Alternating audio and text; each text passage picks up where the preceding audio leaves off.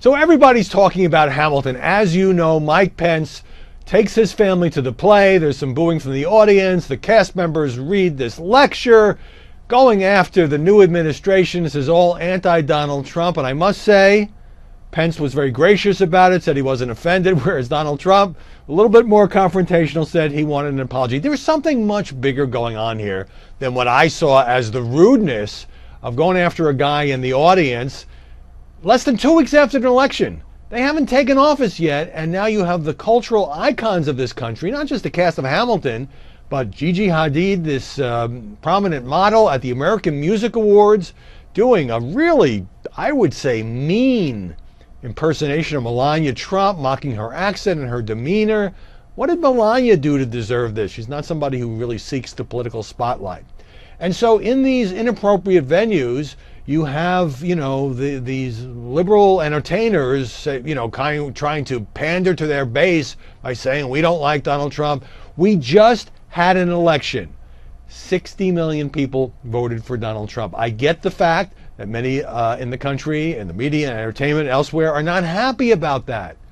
So go ahead and criticize Trump, oppose his policies, criticize his appointees. All that is fine. But when you drag in Broadway and when you drag in music awards, it really kind of sends a signal that you don't really care that there was just an election. You are so viscerally opposed to Trump, who hasn't even done anything yet. He's still just the president-elect, that you are going to renounce him. And it goes to this question I raised the other day about those in the media who say we should normalize Trump. Forget the fact that he won the election. We can't normalize him. We can't treat him as just any other president because we are so viscerally opposed to him. You see, it's also interesting to watch the transition coverage. Donald Trump has had lots and lots of people auditioning for jobs coming to Trump Tower over the weekend at his golf course in New Jersey.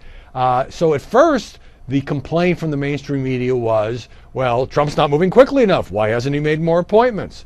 Then it was pointed out that, actually he's at least on par and slightly ahead of the pace of some previous presidents. So now, according to the New York Times and others, it's a spectacle.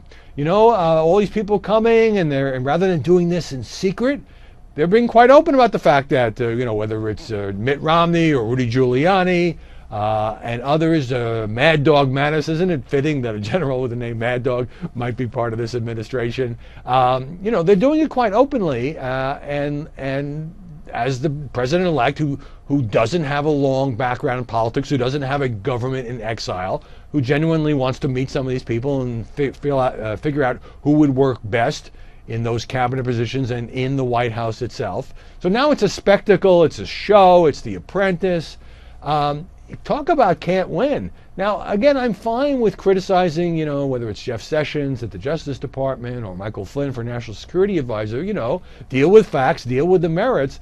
But if you're going to say, Trump is making everybody come and kiss his ring, well, there are always versions of this with a new president. It's just whether you kind of do it semi-publicly or whether you have secret meetings, as Barack Obama did with Hillary Clinton in some secret building at the airport so nobody would know and you could spring it as a surprise.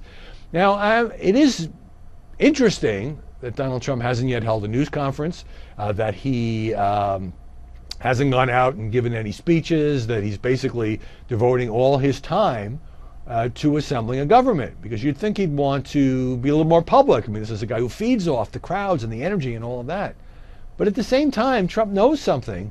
In January, February, and March, a year from now, nobody is going to care how long he took to pick his top appointees, or whether it was done in secret, or whether it became something of a reality show. What they will care about is whether he picked good people to staff this new administration.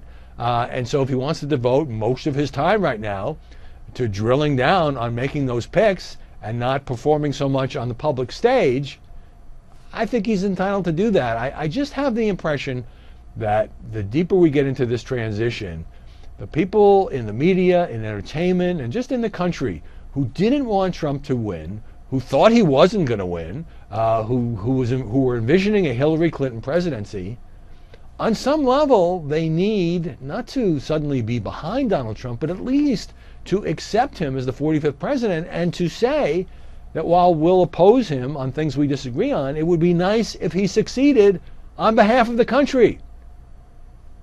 Don't you think?